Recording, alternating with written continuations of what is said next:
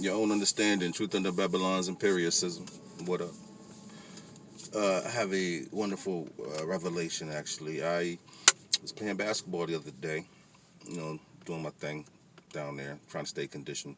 So, not too long after I'm down there playing one on one with my buddy, I hear some music, some old school music. I'm like, okay, must be a car riding around, with some fellas in there, that appreciate, classic classic artistry. So I'm listening, I'm playing, and all of a sudden I look and I see a brother walking down the sidewalk with a boom box. No, it had big, bright, like neon speakers. Had the whole, handle box about that big. He just holding that John, just rocking out and just walking down the street. Like, oh shit. I was like, oh shit. Yes. And that shit brought me all the way back. So I was probably about 13 years old, 12 years old, 11 years old. Watching my cousins and my uncles out there, just doing their thing. Unfortunately, that was like around the crack period, the crack epidemic part of our unfortunate history. But at the same time, in spite of the crack, there was an atmosphere, an environment then of togetherness, I should say. I could say togetherness, meaning we weren't afraid to come together, in spite of some of the possibilities of negativity happening. We weren't afraid to come together. When a brother would walk down the street with his boom box, it would basically erupt the block party. People would come out, start vibing, dancing, chilling, talking, and the block party would start just off somebody walking down the street with a radio.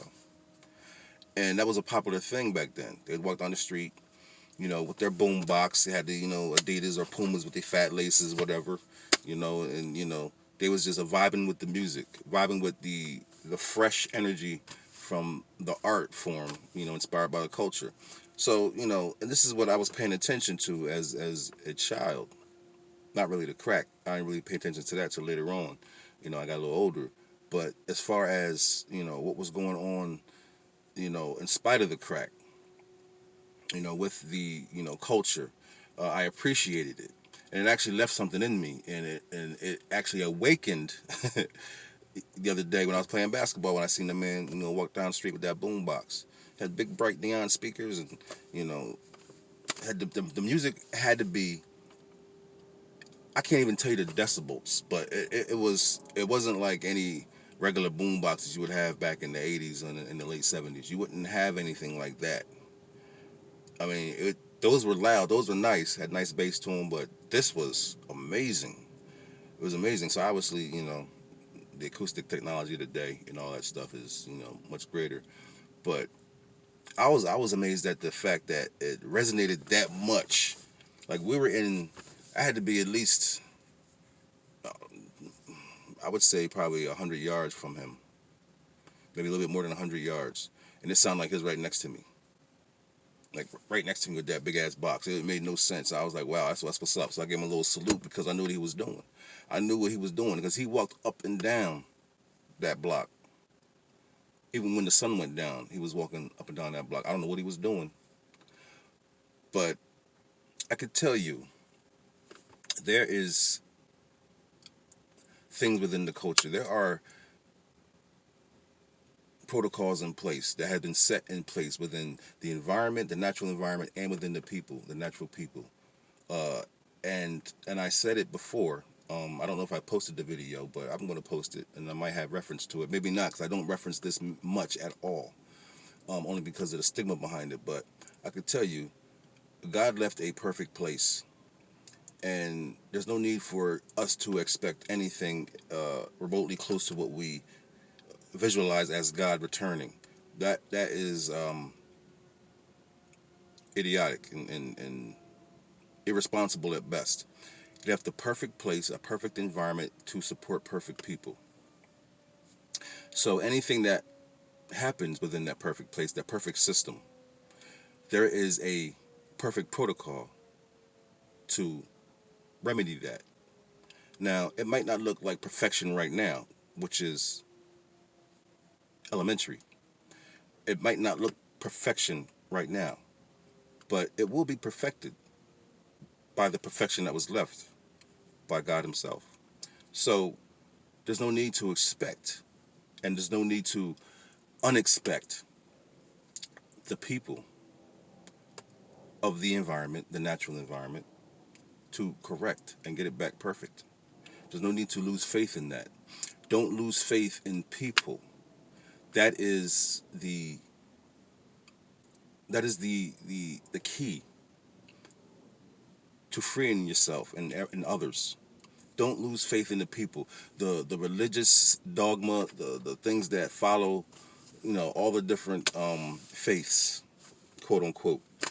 Unfortunately, it takes the energy, the connection, the resonance, the faith away from the people themselves. Now, God is within the people. So if you take faith away from the people, you're basically undermining God, which makes no sense. That's stupid. He left the perfect place for you that will support you indefinitely, and you turn your back on the natural environment and the natural people that He put here to remedy any of the imperfections, any of the weeds that grow out of the ground even have a purpose, but even the cycle, makes it advantageous for that weed to grow where it is. People who hold and harbor the ideas, positive or negative, decide to do something, whatever they want to do to that environment, to that weed, to that grass, to that tree. They decide because, yes, we have been given the will, but also we have been given the perfection.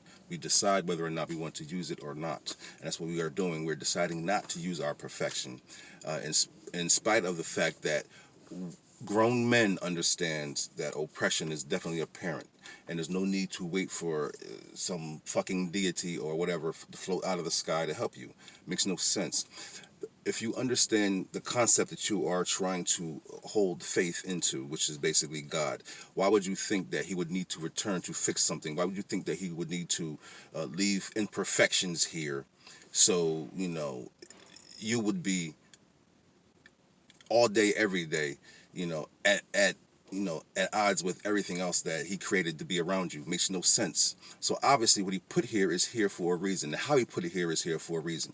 If there is imperfection that have been that there's imperfect anomalies, or there's hybrids, or whatever the case, that's running around doing things that are imperfect, it doesn't matter, because that is the perfect plan for the perfect protocols to take perfect position to re-perfect everything back into its perfect place.